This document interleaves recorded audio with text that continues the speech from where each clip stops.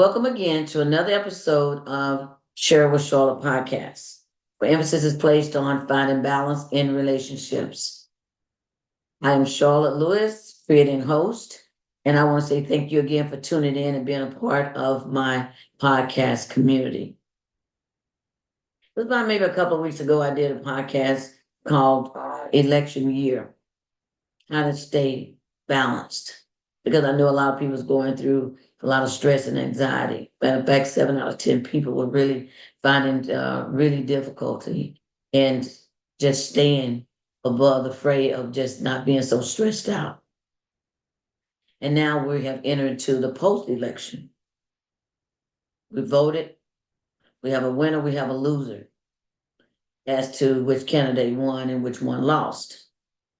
Now, the one that won, people celebrating. They're happy with such enthusiasm, such hopefulness of what's coming next. They got the results with and just had so much pride because they had exercised their vote and their power for the candidate that won.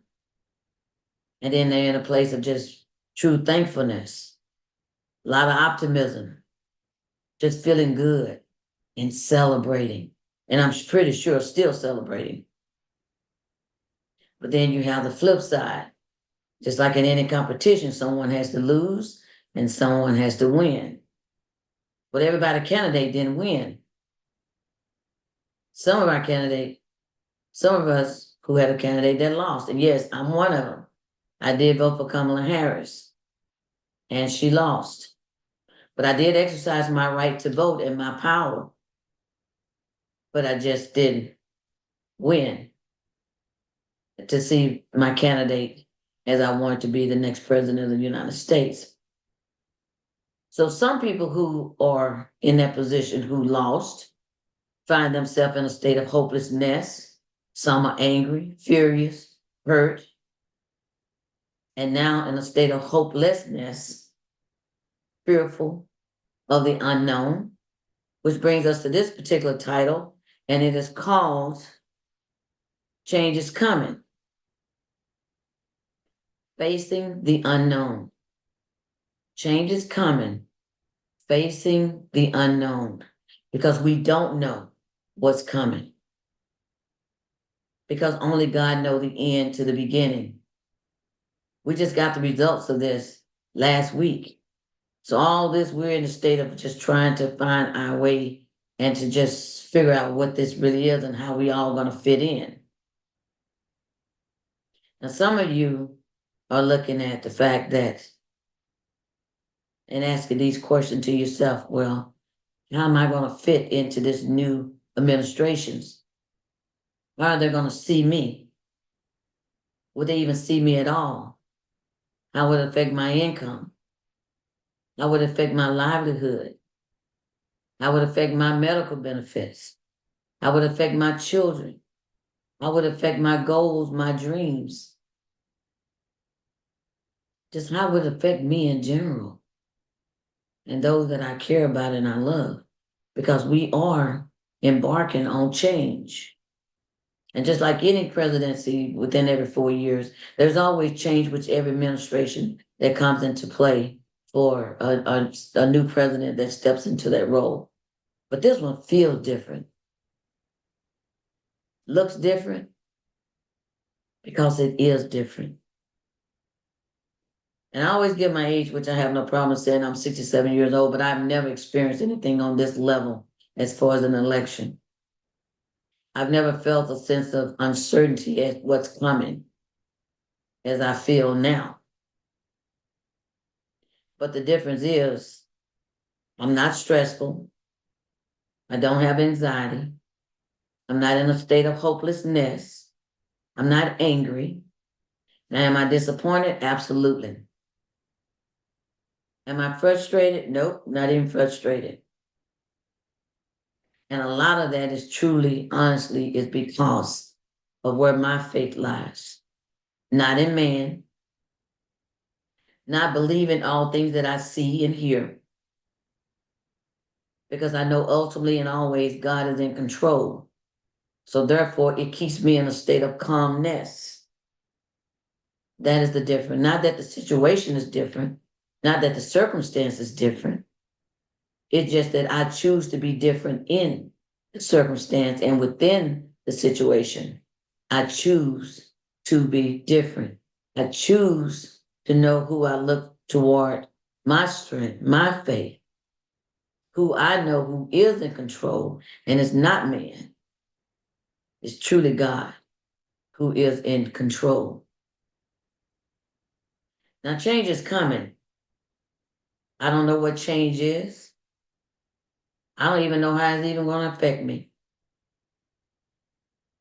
All I know is the fact that with everything that's being said or being talked about prematurely, even before he take the official seat of President of the United States, with inaugurations on the 20th of January, he's already setting things in play so that once he's in that position, he's moving forward. He got the momentum going. He's taking off running, not walking, running. And so we don't know what change all the changes will be. We don't know. But what I do know is that man never have the last word. The man never have the last say. That it's always God who's going to decide what and if change is to happen. That God decides, not man. Because anything and all things that God creates or allow has purpose. I don't know for what reason that all this has been allowed to happen. Because only God knows his plan. We don't know his plan, but he knows his plan. But I don't have to know it, nor do I even have to understand it, nor do I even have to agree with it. Because I don't have all authority. That's God. But what I do have to do is to accept it. The election is over. That's what we got to understand. The election is over. It's been decided who the next commander in chief of this United States of America will be. And it has to be one for the people of acceptance. Whether you agree or disagree is really irrelevant because it doesn't not change the outcome. But facing the unknown is how you face it on a daily as to how you're going to have your day on a daily to be. Is it one of continuous stress, anxiety, anger, frustration, hopelessness? Or is one that you're going to see more of him and allow God to do what God is going to do anyway and see how God plays this thing out? Because he already know the end. We only know what's in the moment. We only know what's being spoken. But just because something is spoken doesn't mean it's going to happen. But God knows the end because he's already played it out. And as I said before in another episode, the one I mentioned before, and that is election year, staying in balance. And that is, we just have to catch up with the time in which God has already changed things, orchestrated things, put things in play. Because we're over here where God is way over there. For what that is. But God is only one in control of this whole entire situation. So to fear does not help you. Frustration, anger, hopelessness does not help you. But your belief and your faith does in him. That's what helps you and that's what will sustain you as we go and charter through these unknown waters of what's to come. Because change is coming. But again, how do you face the unknown? How do you face it? Then some of you just as myself, you understand fully what it is. The change is coming. You may not have defined it in its particulars, but you understand change is coming. And you find yourself getting closer to God, then closer to the circumstance in your situation that you find yourself in because you're part of this. We're all part of this United States of America. So it's hard to escape what's coming when we're all in this bowl, this pool. But if you keep your eyes fixated on God, you keep your mind in a place knowing that He is truly in all and in full control of everything. He's a sovereign God. He's omnipotent. He is truly all powerful. He in full authority over every single thing. He is in control. He is all powerful. No man, no circumstances, no situation is greater than He. None. None. And if you are bothered by the news of constantly being fed the negativism of all this politics and all this stuff that's going on, again I say, turn the channel, turn it off. Don't feed yourself something that you know continuously upsets you. You don't have to continuously hear those things that you don't even desire to hear or to know. Turn it off. And how many people that you know, your family, your friends, who, because they didn't vote like you, and maybe their candidate won, you still upset. So how long do you still be upset with someone who also, like you, had free will to vote of their choosing, to believe as they choose to believe, because we have free will? It's just that you lost and their candidate won. Now, I understand in a sense that I just don't get that part of why people don't see what I see and just accept the hatred, the lies, the manipulation,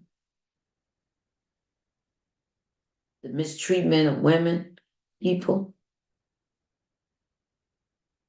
just the fabrication of so much stuff.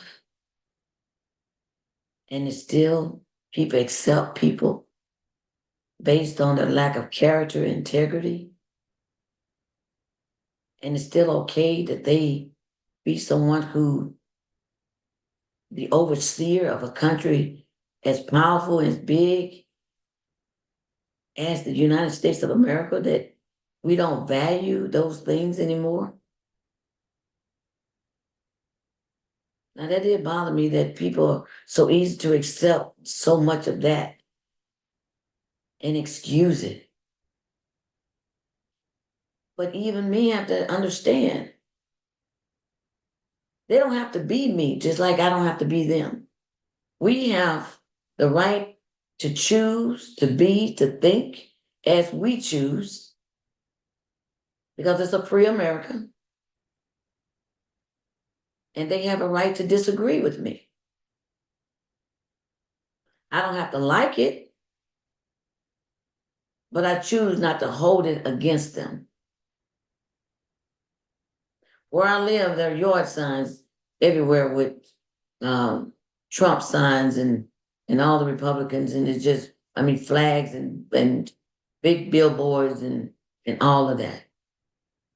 And yes, I shake my head, but at the same time, I have to understand it's still their free will to exhibit what they choose to exhibit, if that's who they truly believe. Just like I have a right to put on display of who I believe.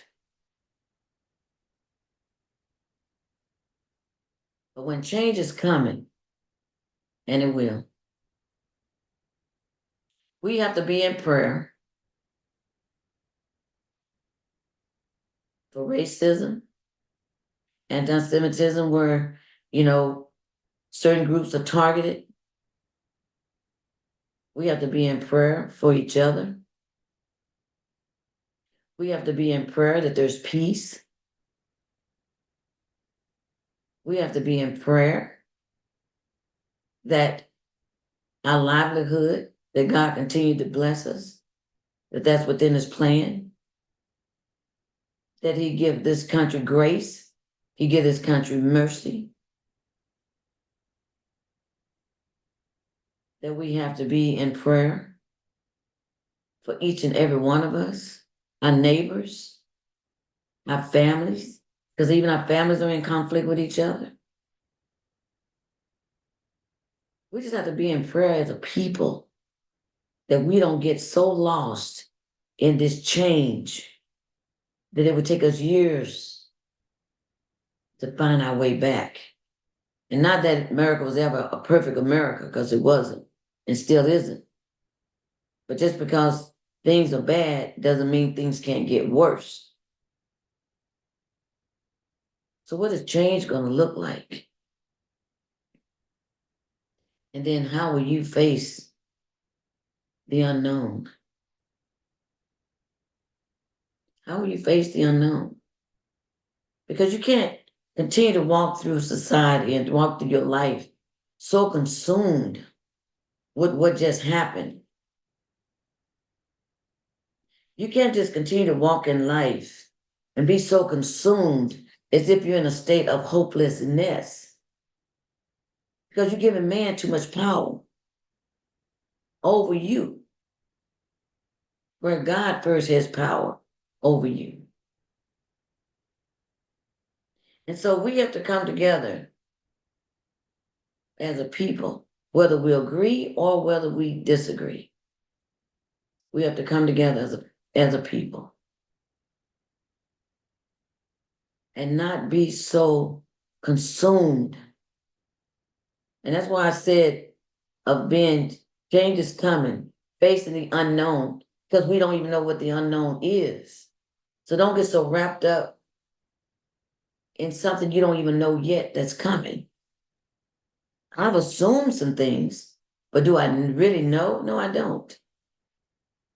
But I'm always praying to God that any and all thing that man has that is not good and that is harmful and that is right, that God intervene. That's my prayer. This country got a lot of issues that God doesn't like because it goes against his laws.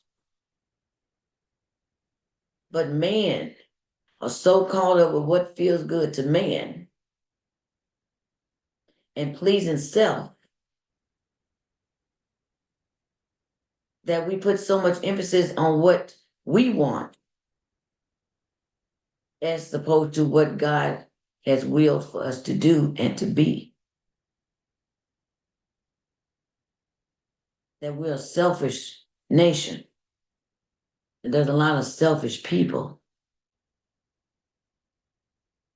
And sometimes, and they're just keeping it real, sometimes God got to shake things up because we're not getting it as a people. We're not getting it as a country. We're not getting it. So sometimes you just got to shake it up. Well, let me tell you, this country has been shaken, and it's going to shake some more. Because I don't know what all God's plan is. And we don't have to know what it is because he'll show us. But I do believe that he's shaking things up. Because God wants your heart. He wants your mind. He wants your body. He wants your soul. He wants you in completeness.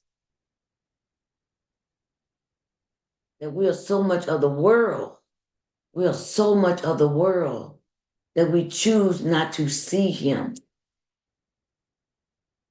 That we're so much of the world that we have left him. And with so much of the world, we no longer attached to him. And I just say to you, as good as God is, as good as God is, the little bit we give back is nothing, nothing compared to what he gives us. No comparison. But I want you to think about where you are with this post-election. How would you step into the unknown, the changes that are coming? How will you face the unknown? Put life back in you, because God is life. Seek him. Know Christ. Seek salvation. Romans 10, 9 through 10. Seek salvation. You need to know him, who he is. Seek God.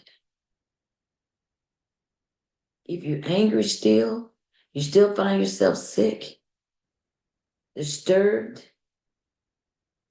frustrated, lost, seek God. He can take all that away. All that away.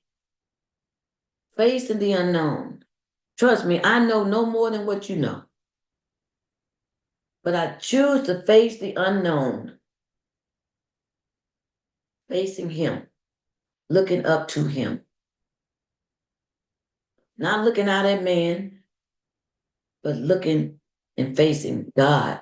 Looking up at him. Knowing he is truly, truly my source. That I can count on, strengthen me, that can get me through any and all things, who got my back, who can restore this, restore me, restore everything. That's God. Because his power is unlimited on what he can do. So much of what we do is within certain time limit. God has no time. He's out of time. What he doesn't even gauge by time. He's God. He rules, not man. So your candidate didn't win. My candidate didn't win. My candidate didn't win. I'll stay in a state of disappointment.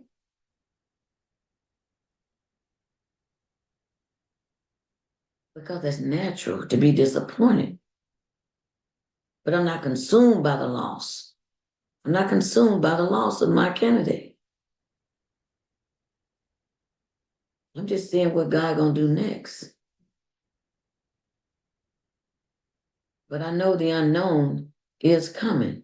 Change is coming. I know that.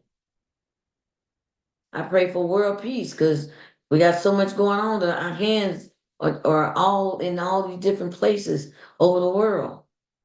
I pray for those people who don't even have it to the level that we have it. They're living in a place of almost disbelief in how they're having to try to survive. But many are even killed. And even their troubles will even make your trouble seem small. Because there's no comparison. There's no comparison. When people are bombing you, killing you, your children, your wives, destroying everything that you ever owned. No food, no medicine, no water.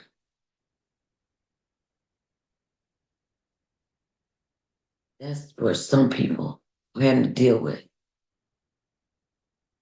You might not like your situation, but aren't you thankful that that's not your situation? Aren't you thankful for that? That that's not your situation? Because it can be. But God grace and God mercy put you in this place as opposed to over there, where those people don't know if they're gonna live or die the next day or the next hour.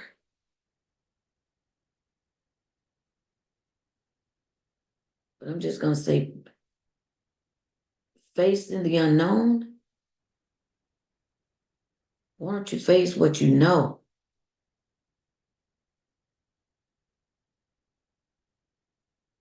Change is coming, facing the unknown. But I say face what you know. And that's who God is. I'm facing what I know and who I know. And I know God. But I want to say to you, the unknown can be one of uncertainty because you don't know. That's why you really truly have to trust God, because you don't know. You can't dictate the next move of President-elect Trump or the people he put in his cabinet or the government, because we have very little control over that. We can't dictate that.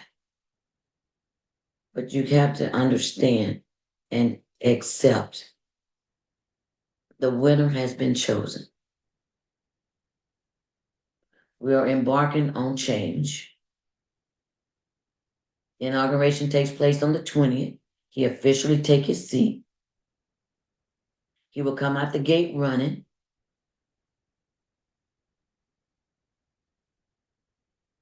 And all I say is, how will you face the unknown after January the 20th?